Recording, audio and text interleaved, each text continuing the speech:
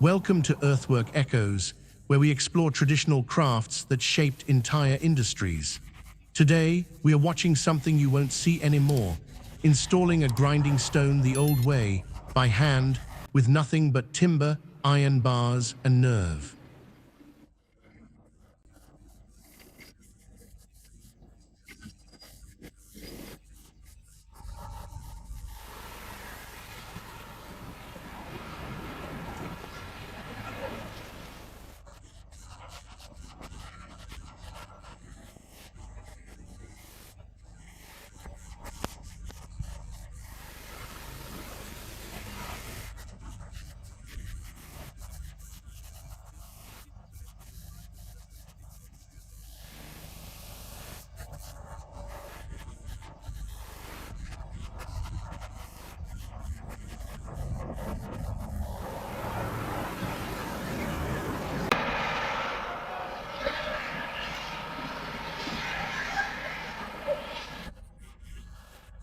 A 2.5-meter sandstone wheel is about to be lowered into a grinding pit using methods that haven't changed in over a century. One wrong angle and the stone shatters. One miscalculation and months of work are lost. But if it's done right, this single stone will sharpen thousands of saw blades before it wears down to nothing.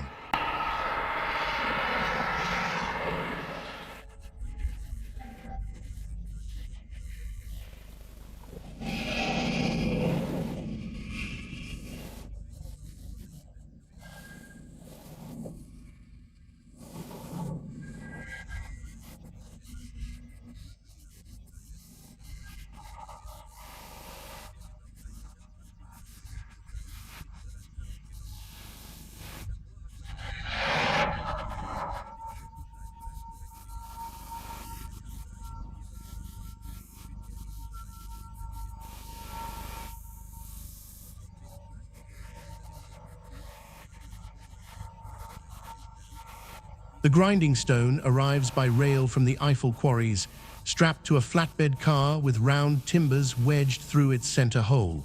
The dealer inspects it carefully, checking for cracks, confirming the grade. A single hairline fracture means the stone could explode once it's spinning at full speed. These two stones are headed to a factory that manufactures plantation knives and sugarcane blades. Together, they weigh about 7 tons.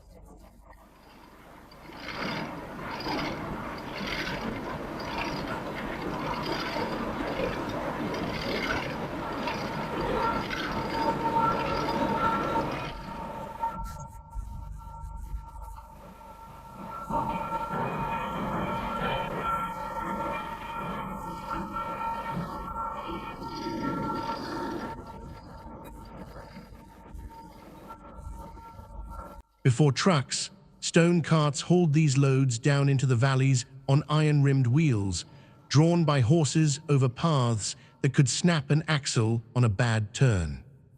Inside the grinding shop, the old stone has already been removed. It measured just 1.2 meters when it was pulled out. The new stone, at 2.53 meters, will run for weeks before it wears down to the same size. The pit beneath the grinding chute has been cleared, and now timber supports are being stacked high enough to catch the stone when it's tipped into position. The hammer carpenter takes measurements. If the supports are too low, the stone's axle hole won't clear the pit edge. If they're too high, it won't seat properly.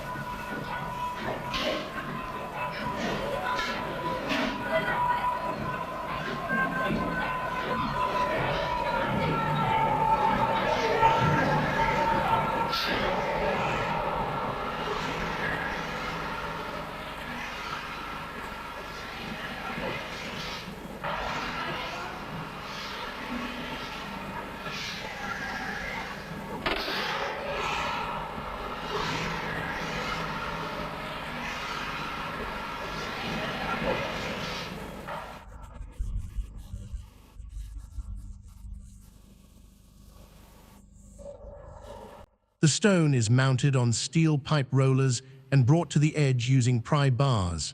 Two beams extend across the opening. The pipes roll beneath the weight. When the rear roller reaches the end, it's pulled out and repositioned at the front. The stonemason checks alignment constantly. The front edge must overhang the pit by exactly half. Two iron bars brace the opposite wall.